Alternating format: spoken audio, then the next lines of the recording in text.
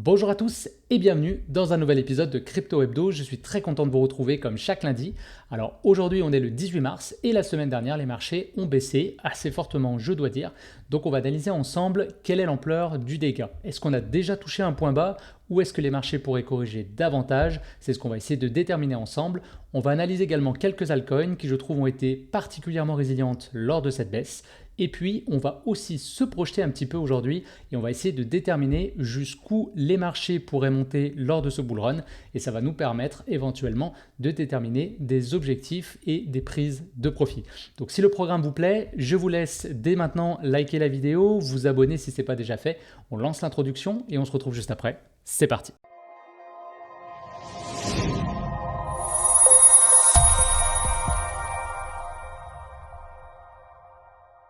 Alors on se retrouve sur le graphique du Bitcoin contre le dollar américain en weekly. Vous commencez à avoir l'habitude.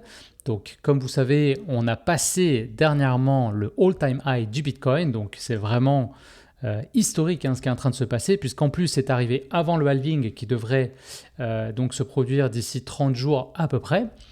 Et donc on voit ici que la semaine qui vient de se terminer nous forme ce qu'on appelle en analyse technique un doji. Alors un doji c'est quoi? C'est tout simplement une figure qui traduit de l'incertitude. Donc il ne faut pas nécessairement le prendre comme un point de retournement, ça pourrait être le cas, mais pas forcément.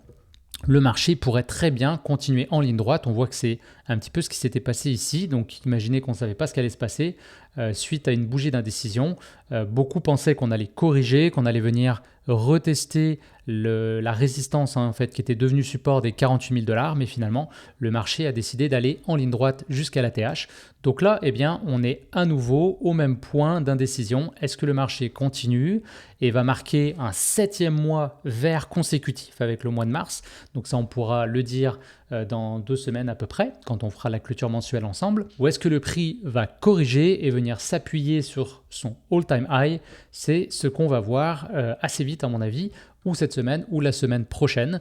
Donc pour rappel, quand on casse une résistance, c'est ce qui arrive toujours quand on est dans un marché haussier, on va casser les résistances et on va venir retester ces résistances-là pour voir si elles sont support. Alors comme vous voyez, des fois on ne les reteste pas toutes, mais là on est quand même sur une résistance majeure, celle du all-time high.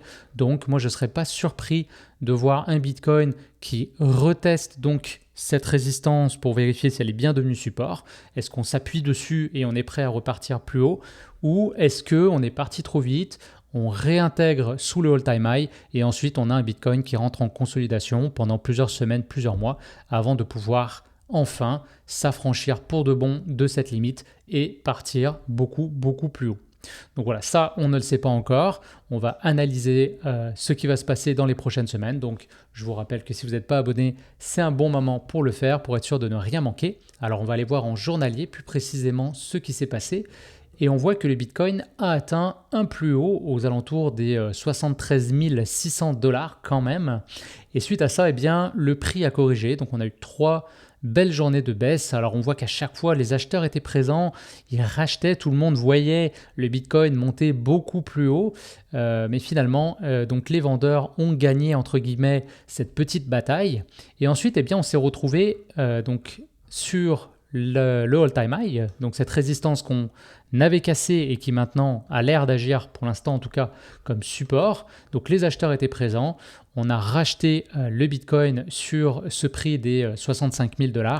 Et puis eh bien, dimanche, donc hier, on voit que le prix a quand même assez bien rebondi. Donc là, on va voir ce qui va se passer cette semaine. Est-ce qu'on va venir rebondir une deuxième fois sur cette résistance? Ça serait l'idéal selon moi parce que ça permettrait de marquer ce qu'on appelle un double bottom. Et ça, en analyse technique, c'est assez intéressant parce que en fait, on vient tester un support. Donc, une fois, 2 fois, les acheteurs sont toujours là. On montre que le prix n'est pas prêt à baisser davantage et donc on rebondit. Et là, on peut aller chercher beaucoup plus haut. Donc ça, ce serait vraiment l'idéal. Si jamais on casse et on clôture sous ce niveau-là, eh bien à ce moment-là, on pourra s'attendre, à mon avis, à une baisse un peu plus importante et pourquoi pas revenir tester les 58 000 $. Donc ça, on ne le sait pas. Encore une fois, l'analyse technique, ce n'est pas une boule de cristal. On ne sait pas exactement ce qui va se passer. Mais ça permet de voir un petit peu où est-ce qu'on en est rendu, quels sont les scénarios qui sont devant nous. Et puis, en fonction, eh bien, ça nous permet d'ajuster éventuellement notre stratégie. Alors, je retourne en weekly pour qu'on ait une vision un peu plus long terme. Alors, je vais essayer de répondre à 2 questions que je vois que les gens se posent énormément, en tout cas dans mon entourage en ce moment. Donc, il y a d'abord pour les personnes qui ne sont toujours pas rentrées sur le marché, j'en ai parlé un petit peu la semaine dernière, est-ce que c'est un bon moment pour rentrer ? Bon, je pense que le meilleur moment, clairement, c'était il y a plusieurs mois en arrière. C'est pas faute de l'avoir dit sur cette chaîne. Malgré tout, s'il y a un deuxième meilleur moment, ce serait peut-être effectivement maintenant. Pourquoi ? Parce que en ayant franchi finalement cette résistance historique du all-time high, on voit que le Bitcoin est prêt à partir plus haut. Je veux dire, regardez-moi cette charte, elle est absolument extraordinaire. Il y a beaucoup d'indicateurs qui convergent et qui nous montrent que le marché crypto pourrait encore s'apprécier davantage. Donc rentrer maintenant sur une semaine de correction, ça paraît quand même être, on va dire, une bonne seconde chance. Et ça pourrait être intéressant, notamment sur les très bonnes altcoins qui ont corrigé fortement. Il y a pas mal d'altcoins qui ont corrigé de 10, 20, des fois un peu plus, 25%. Ça vous permet de rentrer à des prix quand même assez intéressants. Et en plus, vous rentrez en plein dans un momentum. Donc, vous n'avez pas eu à dealer complètement avec le bear market. Donc, pourquoi pas ? Ça peut être intéressant. Maintenant, pour ceux qui sont déjà en position, je sais que certains d'entre vous se posent la question de savoir si on devrait sortir des profits maintenant pour pouvoir racheter un petit peu plus bas si la correction se poursuit. Alors, c'est une question vraiment légitime et moi le premier, je me la suis posée. Déjà lors du dernier bull run, j'ai eu un petit peu ces réflexions-là et encore en ce moment, je vous avoue que ça me tente de prendre des profits plus que j'en ai déjà pris pour espérer re-rentrer plus bas. Alors à chaque fois que j'ai cette pensée, la question que je me pose personnellement, c'est est-ce que ça vaut la peine ? Parce que finalement, ça veut dire que c'est adopter une attitude de trader, alors que depuis le début, j'approche plutôt les marchés comme un investisseur. Donc, est-ce que je suis prêt aujourd'hui, en cours de route, de changer mon mindset et ma stratégie pour espérer finalement accumuler un petit peu plus de mes cryptos en sortant maintenant et si tout va bien, en espérant re-rentrer dans le marché un peu plus bas. Alors, je ne suis pas là pour vous dire quoi faire. C'est vraiment à vous de prendre vos décisions. Je ne donne pas de conseils sur cette chaîne, je le dis à chaque fois, mais c'est important de le rappeler. Mais je ne pense pas que ce soit intéressant de faire ça. Donc, imaginons que je sois capable de rentrer 10 ou 20% plus bas si la correction se poursuit. Ça va être super, bien sûr. Mais les chances sont que le marché, en ce moment, il est absolument très directionnel. Ça monte très vite, très haut. Donc, le risque que je sorte du marché et que tout s'envole, à mon avis, est beaucoup trop grand et le jeu n'en vaut pas la chandelle. Parce qu'on a vu par exemple dimanche, allons voir par exemple Render, qui est un projet très très fort, leader de son narratif. On touche là du coup à la catégorie d'épines et à la catégorie IA, donc vraiment c'est un projet qui a surperformé. On n'a qu'à voir depuis les bottoms, juste pour le fun, on va reprendre quelques mesures. On est quand même sur un 3309%, rien que ça. Et puis là, depuis les derniers mois, allez, on va aller en mensuel pour regarder, pour le fun. Depuis la dernière correction, on a tapé quand même presque un 1000%. Donc c'est assez extraordinaire ce qui se passe sur Render. On a eu donc une semaine de baisse, comme sur à peu près n'importe quel token. Je dis presque parce que vous allez voir tout à l'heure que Solana fait exception, donc on en parlera juste après. Mais on voit en tout cas que dimanche, c'est-à-dire hier, eh bien, Render a tapé un 30%. Donc ça ressemble à ça un marché haussier. Dites-vous bien que dans un bull run, les hausses sont beaucoup plus agressives que les baisses. Et à l'inverse, dans un marché baissier, les baisses sont beaucoup plus agressives que les hausses. Donc c'est ça qui fait que le marché va toujours rentrer sur des nouveaux plus hauts, donc des plus hauts de plus en plus hauts et des plus bas de plus en plus hauts également. Et donc, c'est ce qui crée la structure d'un marché haussier. Alors, c'est un peu ça le jeu auquel vous vous livrez si vous voulez sortir maintenant pour pouvoir rentrer plus bas. Vous risquez, à mon avis, de vous désexposer du marché, ce qui peut être à peu près la pire chose que vous pouvez faire en ce moment, puisque le bull run est bien enclenché et on voit qu'on peut aller chercher beaucoup plus loin. Donc, voilà, c'est un risque à prendre. Personnellement, moi, je ne suis pas prêt à assumer ce risque. Donc, à vous de prendre votre décision. Selon moi, il faut tout simplement s'asseoir sur ses positions. Si vous avez encore du cash de côté, eh bien, pourquoi pas en profiter pour renforcer les bonnes lignes. On voit qu'il y a certaines cryptos, comme je le disais tout à l'heure, qui ont l'air de se démarquer. Donc, ça peut être intéressant de renforcer ces lignes-là. Mais voilà, en tout cas, vous avez ma réponse par rapport à ça. Je ne sortirai pas dans l'espoir d'aller chercher 10 ou 20% de profit quand je sais que devant moi, on peut avoir un 200, 300, 400% de profit qu'on peut aller chercher, notamment sur les tokens sur lesquels je suis exposé. Donc voilà, maintenant, à vous de prendre une décision là-dessus. Donc je disais tout à l'heure que Solana a été absolument extraordinaire cette semaine. Donc on va aller voir un petit peu le graphique. On voit d'ailleurs que c'est un des seuls tokens avec AVAX en ce moment qui est dans le vert. Et effectivement, Solana, lui, a marqué une semaine record. Donc on voit qu'il est parti pour aller chercher son all-time high et qu'en ce moment, presque depuis d'ailleurs le début du bull run, il surperforme complètement Ethereum. Et ça, c'est quand même assez extraordinaire de le noter. Et on voit qu'il a tapé, lui, un 42%, tranquillou, quand le reste du marché corrigeait des fois de 10 à 20%. Donc Solana, depuis, si on réanalyse un petit peu ce token depuis le début, depuis cette cassure, on voit qu'on avait eu une consolidation vraiment, vraiment importante. Donc ici, on avait eu un false breakout d'une certaine façon, puisqu'on avait cassé avec un gros volume, mais finalement, on n'était pas prêt à partir tout de suite. Donc on avait réintégré. Et là, on avait eu notre vraie cassure. Donc moi, j'en avais parlé sur la chaîne. C'était au mois d'octobre. Vous pouvez retourner voir la vidéo. Et moi, à ce moment-ci, j'étais bien en position sur Solana. J'avais racheté un petit peu également dans ces eaux-là. Et on voit que Solana, même si on l'avait acheté là à $30, rendu à l'ATH, on serait quasiment assis sur un x10 sur une des cryptos les plus capitalisées. Donc ça veut dire forcément une crypto qui est moins risquée qu'une autre qui serait beaucoup moins capitalisée en comparaison. Donc c'est vraiment impressionnant ce qui se passe en ce moment sur Solana. Je pense qu'il va continuer à performer dans ce bull run-là. J'imagine bien Solana, si vous me demandez mes targets, je dirais aux alentours des $500-600. Honnêtement, je ne serais pas surpris de voir ça. Pourquoi pas même un Solana à $1000, 4 chiffres symboliquement. Alors, je ne suis pas là pour vous vendre de l'opium. Je pense que c'est des targets qui sont atteignables au vu de ce qui se passe depuis le début. Moi, je me contente de lire tout simplement les graphiques et de voir sur quel token il y a du momentum. Ce que je peux vous dire, c'est que l'écosystème Solana, en ce moment, a le vent dans les voiles. On voit tous les meme coins qui ont absolument explosé. On sait que les frais d'Ethereum, alors même si ça pourrait changer avec la prochaine évolution qui s'en vient, on sait que les frais d'Ethereum sont assez conséquents et donc je pense que toutes les retail investors qui rentrent en ce moment sont plutôt intéressés par l'écosystème de Solana puisqu'on construit très très fortement pendant le bear market. Ils ont montré qu'ils étaient là pour perdurer. On rappelle quand même que Solana avait été un des top performers du dernier bull run. Donc vraiment, le retour à l'ATH, ça me semble un strict minimum. Et puis un x2, ça me semble pas trop déconnant. Donc là, on parlerait déjà de $500. Et puis pourquoi pas un peu plus. Donc voilà, à suivre.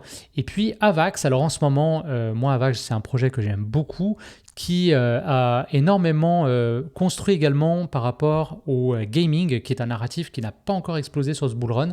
Donc pour moi, c'est des points supplémentaires dans mon analyse. Ça me dit que Avax a encore une grande marge d'appréciation. On voit que par rapport à Solana, on est assez loin de l'ATH, qui est à $147. En ce moment, on est à $64, donc il pourrait marquer un x2. Un peu plus qu'un x2 même, juste sur un retour en ATH. Et ensuite, si comme Solana, il faisait un x2, donc là, on serait à $300. Donc là, on aurait encore une belle marge d'appréciation. Déjà, un retour à 0,5 à court terme, ça me semble un minimum. Donc là, on serait à $77 à peu près. Donc quand je parle des 0,5, c'est les niveaux de Fibonacci. Je vais vous en parler tout à l'heure quand on va essayer de déterminer les objectifs de ce bull run. Donc voilà. Avax, pour moi, c'est un très très bon projet. Pour quelqu'un qui se positionne maintenant sur le marché, je trouve que c'est super intéressant. Il a montré qu'il était chaud, qu'il voulait monter plus haut. On a eu une belle correction ici. On vient juste de la casser. Donc la semaine dernière, on a eu quand même également une hausse assez conséquente de l'ordre de Solana, presque 40%. Et puis là aujourd'hui, c'est le top performer, en tout cas moi dans les tokens que je suis, on est à presque 10%. Donc voilà, je pense que ça va se poursuivre. On y reviendra. Je vous rappelle également que Avax, moi j'en avais parlé sur la chaîne quand on était à peu près aux alentours des $10. Donc voilà, il avait très très bien performé. En fait, j'ai toujours joué ce jeu finalement quand Solana s'écarte trop. C'est souvent Solana qui va on va dire, prendre le lead. Mais quand il s'écarte trop de la valeur d'Avax, j'ai remarqué que Avax avait tendance à rattraper un peu sa performance. Donc c'est intéressant des fois de trouver des paires de cryptos qui marchent bien ensemble. Un exemple, lors du dernier bull run, on a eu Sand et Mana qui fonctionnaient très bien ensemble. Souvent, vous aviez Mana qui prenait le lead et ensuite Sand qui le rattrapait. Et donc quand on suit comme ça la réaction, on va dire, des paires de tokens, ça peut permettre de faire des profits supplémentaires puisqu'on va être capable de dégager des profits de la première crypto pour les réinvestir dans la deuxième qui, à son tour, va péter. C'est ce que je joue un petit peu depuis le début du bull run avec Solana et Avax. Donc là, pour moi, Solana est arrivé à un niveau assez important. Donc je pense qu'Avax va surperformer Solana dans les prochaines semaines pour rattraper un petit peu. Mais attention, ça ne veut pas dire que Solana va s'arrêter là. Je pense qu'il va continuer de performer. Donc en tout cas, avoir les deux en portefeuille, ça peut être intéressant et faire un petit peu d'arbitrage entre les deux. Alors une autre crypto qui, je pense, peut bien performer dans les prochaines semaines, c'est Injective. Alors on voit qu'il avait tenté un breakout de cette grande zone de consolidation. C'était la semaine dernière. Il était parti assez vite. Il avait marqué un 20% de mémoire. C'était le mardi, il avait tapé même un 26%. Et donc je pense que beaucoup sont rentrés là. Moi j'avais personnellement renforcé ma position sur Injective. Donc j'avais acheté un petit point haut local puisque suite à ça, le prix a juste corrigé. Mais là encore, c'est un bon moment pour vous dire attention de ne pas sauter d'un token à l'autre. Si vous suivez, surtout quand les marchés sont choppy comme en ce moment, vous pouvez rentrer, par exemple Render hier qui a fait je le disais tout à l'heure, un 30 et quelques %. On pourrait être tenté de vendre toutes nos cryptos et de faire all-in sur Render en se disant il est sur un momentum, il va continuer et ce sera probablement le cas. Mais attention malgré tout parce que on est à un moment où les marchés sont très volatiles et vous pouvez avoir un token qui fait un 20% un jour et qui va corriger très très fortement les jours d'après. Donc si vous rentrez toujours comme ça sur une bougie verte, vous prenez toujours le risque de finalement acheter un peu trop haut et de vous prendre tout le temps les baisses. Et si vous le faites une fois pour vous repositionner sur un token que vous allez garder pendant plusieurs semaines, pourquoi pas, vous jouez le momentum. Mais si vous le faites presque tous les jours ou plusieurs fois par semaine, vous risquez juste de tout le temps prendre les baisses et de diminuer votre capital. Donc attention à ne pas faire ça.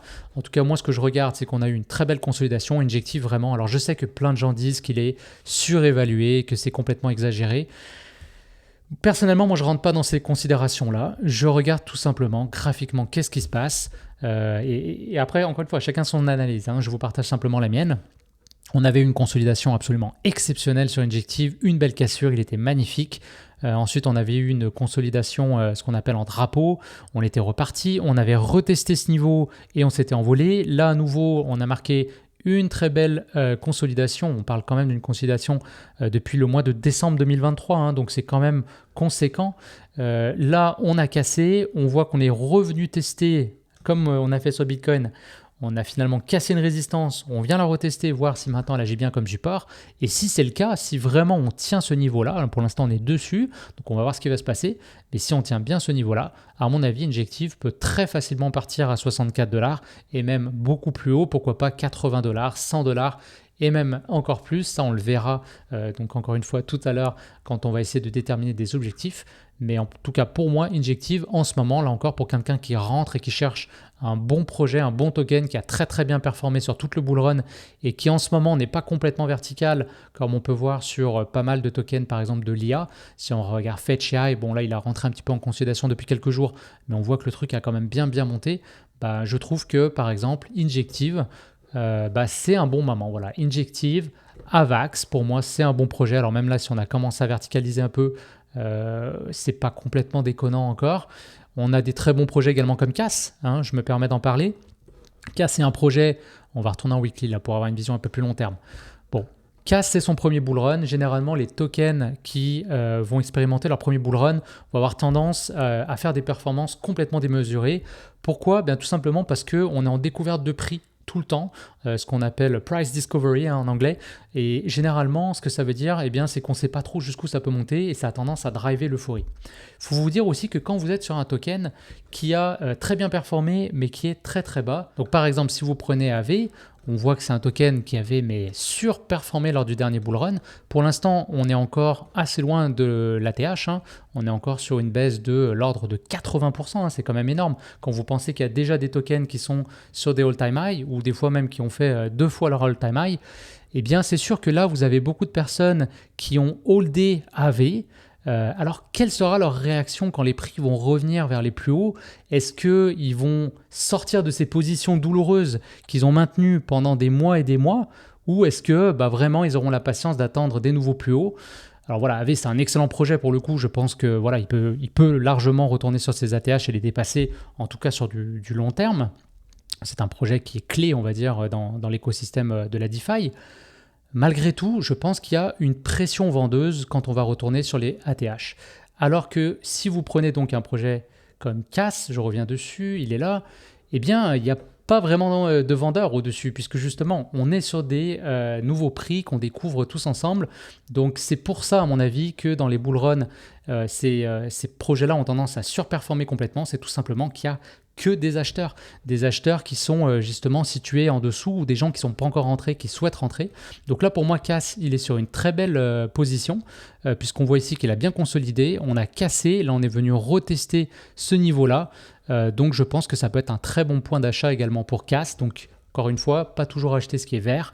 Des fois, acheter quelque chose qui est un bon projet, avec un bon narratif et qui a bien consolidé, qui a corrigé. Là, vous avez un risk-reward qui est vraiment en votre faveur parce que le projet, à mon avis, la baisse de ce projet par rapport à ce qu'il représente là sur le bull run est assez finalement assez faible versus le upside qu'on peut aller chercher. À mon avis, un x2, un x3, un x4 sur Cas, ça me semble là encore assez raisonnable, je mets des gros guillemets. Donc voilà, un autre projet que je voulais vous partager à suivre. Allez, je vous en donne un dernier pour la route, ImmutableX également. Très très bon projet de Layer 2 qui va toucher là encore au gaming. Et comme je disais tout à l'heure, le gaming a toujours pas pété. Donc je pense qu'on a encore des belles semaines en avant de nous pour ce projet-là. Et voilà, ImmutableX, on est assez proche de l'all-time high, mais on n'y est toujours pas. Donc est-ce qu'on va avoir un phénomène d'accélération comme on a eu sur Solana? Probablement, alors peut-être pas tout de suite. On voit que là, il a un peu plus de misère par rapport à d'autres projets. Mais justement, je pense que, en tout cas, là, on arrive sur des zones d'achat, clairement, autour des 2,6. Donc si même là, à partir de maintenant, je considère que c'est déjà un bon prix. Mais en tout cas, si on revient tester ce niveau Fibonacci des 0,5 aux alentours des 2,53, allez, on va dire entre 2,53 et 3 $, je trouve qu'on est vraiment sur une zone d'achat super intéressante. Et puis là, on peut prendre une belle ligne pour le reste du bull run. Alors maintenant, on va essayer de se projeter un petit peu et voir jusqu'où le marché pourrait monter pendant ce bull run pour essayer d'avoir des targets qui soient relativement réalistes, parce que j'entends toutes sortes de choses et si vous allez sur Twitter, vous avez qu'à mettre $ et puis votre token préféré, vous allez voir des projections de performance. Beaucoup disent 10x, 20x, 40x, 50x. À ce point-ci du bull run, ça me semble un petit peu exagéré. Alors même si effectivement on est sur un cycle, j'ai envie de dire extraordinaire, parce qu'il se passe plein de choses qui ne s'étaient jamais passées auparavant, alors même qu'on est dans un cycle d'adoption beaucoup plus avancé, donc on pourrait s'attendre à moins de volatilité. Malgré tout, il y a des choses assez exceptionnelles qui sont en train de se passer. Donc je pense qu'il y a quand même des signes qu'on peut être optimiste, mais personnellement, j'aime mieux être conservateur sur la prise de mes profits, et notamment plus le bull run va avancer et plus je vais avoir cette attitude vraiment de sécuriser mes gains. Donc je pense que le meilleur moment pour être gambler en crypto-monnaie, eh bien c'est pendant les bear markets et au début vraiment ce qu'on appelle la phase de pré-bull run. C'était le moment d'être gambler et d'être un peu plus, on va dire, agressif, parce que vous aviez un risk-reward qui était vraiment complètement décalé. Mais là, le bull run est bien enclenché selon moi. On va continuer d'avancer. Suite à ça, eh bien, ça va être important de changer un peu votre mindset. Et je sais que c'est difficile parce que c'est deux attitudes qui sont à l'opposé. Mais il va falloir passer de gambler à prudent. Et le prudent, eh bien, lui, va devenir un peu complètement parano et veut sécuriser ses gains. Et c'est de cette façon que vous allez pouvoir garder l'argent que vous avez gagné sur la crypto. Et ça, c'est super important. Gagner de l'argent en crypto, honnêtement, c'est assez facile, surtout en période de bull run. Le garder, c'est tout autre chose. Donc, on va analyser ensemble là, le Crypto Total Market Cap 2, donc le total 2 si vous allez sur donc TradingView, vous allez le trouver ici, vous mettez total 2 dans la barre de recherche. Et c'est quoi total 2? Bien, c'est tout simplement, donc ça, le total, c'est tout le market cap incluant Bitcoin. Et le total 2, d'ailleurs, on voit qu'on est quasiment revenu à la TH, hein, donc Bitcoin a passé son plus haut, mais ce n'est pas le cas du marché total crypto. Pourquoi? Parce qu'il intègre également les altcoins qui, elles, ne sont pas encore toutes rendues sur leur plus haut. Et si on regarde total 2, eh bien là, on exclut Bitcoin complètement et on regarde ce qui se passe sur finalement les altcoins. Alors bien sûr, Ethereum étant la plus grosse d'entre elles, celle qui va peser le plus dans la game, mais ça permet également de voir toutes les autres altcoins. Donc je me suis permis de tracer quelques lignes tout simplement pour voir un petit peu ce qui s'était passé. Alors si on remonte au bull run de 2016-2017, donc on avait eu vraiment une montée stratosphérique, hein, les altcoins, c'était le bull run en fait des altcoins. Avant ça, c'était pas mal juste Bitcoin. Donc là, les altcoins étaient bien en place, et notamment Ethereum, hein, qui avait fait un bull run légendaire, hein, on peut dire, pour ceux qui étaient là. En tout cas, moi, j'y étais pas, mais on m'en a parlé, on m'a dit que c'était absolument exceptionnel. Alors ensuite, on a eu un marché baissier, donc tout a corrigé. Une grande zone de consolidation aux alentours ici des 109 milliards. Hein. Et puis, ensuite, on avait cassé et on était parti assez haut. On était allé chercher quand même les 1,5 trilliards. Donc ça, c'était juste avant la grosse correction. Je me rappelle de cette correction. Elle avait été assez effrayante, hein, presque 50% sur tous les projets. Si je vais voir Bitcoin, on parle de cette correction-là. Ou si je vais voir Ethereum, même chose, c'est cette correction-là. Donc, on voit que le market cap avait baissé, bien évidemment. Ensuite, on avait rebondi. Hein, on voit qu'il avait tenu ces niveaux de volatilité et on était monté au plus haut à 1,7 trilliard. Donc, une chose qu'on peut faire déjà, c'est tracer une ligne de tendance qui vient relier ces points-là. On voit que ça marche plutôt bien. Et déjà là, on peut avoir une projection d'objectifs. Alors encore une fois, hein, ce n'est pas une boule de cristal, on n'en sait rien. Mais quitte à avancer à l'aveugle, moi j'aime bien avoir comme ça des petits repères visuels qui nous permettent tout simplement de deviner ou d'essayer d'anticiper quels sont les profits qu'on peut aller chercher sur le marché. Donc là, à quel moment on se situe, hein? On voit que là, on avait cassé et qu'on avait une hausse assez fantastique. Eh bien, c'était l'équivalent de ça. Cette baisse ici, eh bien, c'était l'équivalent de cette baisse-là. Et là, on voit qu'on est dans le moment où ça devient plus ou moins parabolique. Et donc, c'est la même chose. C'est pour ça que tant de gens sont très, très optimistes sur les altcoins. Moi, le premier, parce que je pense qu'on va avoir une très, très belle injection de liquidité. Et ça, c'est normal. Bitcoin, je vous rappelle, passe ses ATH. Ensuite, il va consolider. Les investisseurs cherchent de la performance, donc ça va descendre sur Ethereum. Et donc, c'est exactement ce qui s'est passé. Ethereum a suivi. Alors, il n'a pas encore passé ses ATH, mais il va suivre vraiment Bitcoin, éventuellement les casser. Et ensuite, à nouveau, la liquidité va se déverser sur des projets beaucoup moins capitalisés. Donc là, les investisseurs commencent à chercher du risque. Ils ont pris des profits sur des projets moins risqués. Donc on va aller chercher de la performance avec tous ces beaux profits qu'on a pu sortir, hein, idéalement. Et donc, c'est ce qui explique vraiment cet effet de ruissellement de liquidité entre Bitcoin, Ethereum et puis éventuellement les altcoins. Donc là, à ce moment-ci, si on regarde où on est et on va utiliser un autre indicateur, c'est tout simplement les retracements de Fibonacci. Alors je sais que cet indicateur intéresse beaucoup de gens. Je vais d'ailleurs faire une vidéo avec Stéphanie que vous avez déjà vu sur la chaîne. On avait fait un interview ensemble. Donc j'ai énormément apprécié ma rencontre avec Stéphanie et elle a fait dernièrement un épisode sur sa chaîne sur Fibonacci et elle m'a proposé donc de faire un autre interview où elle va pouvoir nous en parler un peu plus longuement. Donc bien sûr j'ai accepté, ça va être avec plaisir qu'on va pouvoir accueillir Stéphanie à nouveau sur cette chaîne et donc on rentrera dans le détail de Fibonacci. Aujourd'hui je vais tout simplement me contenter de tracer les retracements. Donc on part du plus haut ici et on redescend sur les plus bas qui étaient à peu près ici. Et on voit donc tout simplement les niveaux qu'on appelle de retracement si vous êtes en dessous, on va dire, du plus haut. Et si on est au-dessus du plus haut, on appelle ça des extensions. Donc c'est tout simplement des objectifs de prix qu'on peut aller chercher. Et on voit donc que lors du dernier cycle, par rapport au cycle précédent, on est allé chercher le deuxième et même le troisième, assez précisément d'ailleurs, extension de Fibonacci, donc le 2.618 et le 3.618. Alors, maintenant, vous l'avez compris, on va faire la même chose. Donc, essayez de suivre. Je sais que ça va faire beaucoup de traits sur le graphique, mais ça vaut la peine. Je vais tracer la même chose ici donc on prend le plus haut atteint lors du dernier cycle, le plus bas atteint lors du dernier bear market, vous l'avez compris. Et là, on se dit, si on était pour monter de la même façon sur la deuxième extension ou sur la troisième extension, eh bien, on irait chercher une capitalisation à 5 trilliards. Donc, si on va sur la troisième et sur la deuxième extension, on irait chercher une capitalisation à 3,8 trilliards, ce qui est assez énorme. Si on est conservateur, on pourrait se dire, allez, première extension, donc on serait à 2,5 trilliards à peu près.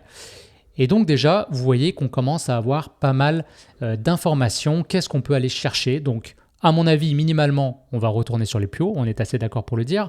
Donc, on peut parler d'une performance, on va dire, à partir de maintenant, de l'ordre de, on va dire, 50% à peu près. Et moi, ce que je vois surtout ici, eh bien, c'est une conjonction entre une ligne de tendance qu'on a tracée ici ensemble juste avant et une extension de Fibonacci qui pourrait, donc même si je regarde par rapport au dernier cycle, soyons conservateurs, on va se dire que le marché va être de moins en moins volatile, ça semble logique puisqu'il y a de plus en plus de liquidités dedans. Donc à mon avis, on n'ira pas chercher la troisième extension, mais la deuxième, ça me semble assez raisonnable. Encore une fois, je mets des gros guillemets, vous avez compris qu'il n'y a rien de raisonnable dans la crypto, mais on va présumer que c'est tout à fait raisonnable dans notre analyse. Donc ici, je pense qu'on va avoir un point dur, finalement peut-être, si tout va bien, l'objectif ultime qu'on pourrait aller chercher, donc une capitalisation à 3,8 trilliards. Et puis, bon, alors si on fait même une projection dans le temps, on est au mois de juillet, ça serait fou, mais en même temps, pourquoi pas? Je sais qu'il y en a qui parlent d'un bull run éclair. Moi, je pense un peu à cette théorie déjà depuis quelques mois. Je vous en avais parlé sur la chaîne. Alors, est-ce que c'est ce qui va se passer ou est-ce que tout simplement le marché va consolider et puis on serait prêt à aller plus haut? Mais en tout cas, moi personnellement, sur cette extension-là, je prévois de sortir très très très fortement mes positions. Donc si je garde quelque chose, on verra, je suis prêt à m'ajuster, mais ça sera seulement ce qu'on appelle un moonbag. Donc c'est vraiment des reliquats de positions qui peuvent continuer le bull run, mais le 90% de mes positions seront sorties et à ce moment-là, je pourrais dire que j'ai vraiment sécurisé l'argent que j'ai gagné et ça a été mon défi lors du dernier bull run, je vous l'ai déjà confié sur cette chaîne, j'ai perdu tout ce que j'ai absolument gagné lors du dernier bull run, donc cette fois-ci, je suis préparé, j'ai une stratégie de sortie et c'est pour ça que je mets autant d'efforts dans ces vidéos-là. J'espère que vous prenez bonne note de ça, j'espère que vous ne ferez pas les mêmes erreurs que moi et que vous serez capable de sortir vos profits. Donc voilà. Imaginons donc que le prix monte, on pourrait aller chercher ces niveaux de capitalisation. Et alors maintenant, revenons-en à la question très pragmatique, combien de X je peux aller chercher encore sur ce bull run? Alors on parle en X, toujours pas en pourcentage parce que c'est des centaines de pourcents. À mon avis, si on regarde la capitalisation actuelle et donc cet objectif de capitalisation, je pense qu'on peut aller chercher un x3 raisonnablement sur le marché des crypto-monnaies. Donc, sur cette base-là, je me dis, si moi je détiens des tokens de qualité, des altcoins qui ont montré qu'ils surperforment Bitcoin, je pense qu'elles pourraient même potentiellement faire plus que x3. Mais là encore, j'ai envie d'être conservateur, donc je vise un objectif moyen, 2 x 3, et je m'assure d'avoir des bons projets en portefeuille. Alors pour rappel, comment on fait pour savoir que nos altcoins sont bons, à part de regarder ici les bougies tous les jours et de voir qu'ils sont verts plus souvent que les autres? Il suffit d'aller sur CoinMarketCap, donc là vous pouvez trier les crypto-monnaies ou vous regardez vraiment la liste complète ou vous allez sur votre liste de suivi si vous avez déjà établi un filtre. Et si vous regardez la chaîne, je vous parle de beaucoup de projets, donc n'hésitez pas à mettre des petites étoiles comme ça vous permet de réduire cette liste parce que c'est difficile de suivre autant de crypto. Et puis après, moi ce que je fais, c'est que je regarde tout simplement la performance depuis le début de l'année et je regarde uniquement les projets qui sont au-dessus de Bitcoin. Pourquoi? Parce que je vous le rappelle, mais c'est essentiel, Bitcoin est la crypto la moins risquée. Donc acheter quelque chose de plus risqué que Bitcoin qui le sous-performe, ça n'a absolument aucun intérêt. Donc assurez-vous d'avoir des cryptos qui se positionnent au-dessus de Bitcoin et de cette façon, vous allez avoir vraiment des altcoins qui surperforment Bitcoin et ça c'est vraiment essentiel. Et alors ça suppose quand même que vous avez un certain biais, c'est que vous dites que les cryptos qui performent vont continuer de performer.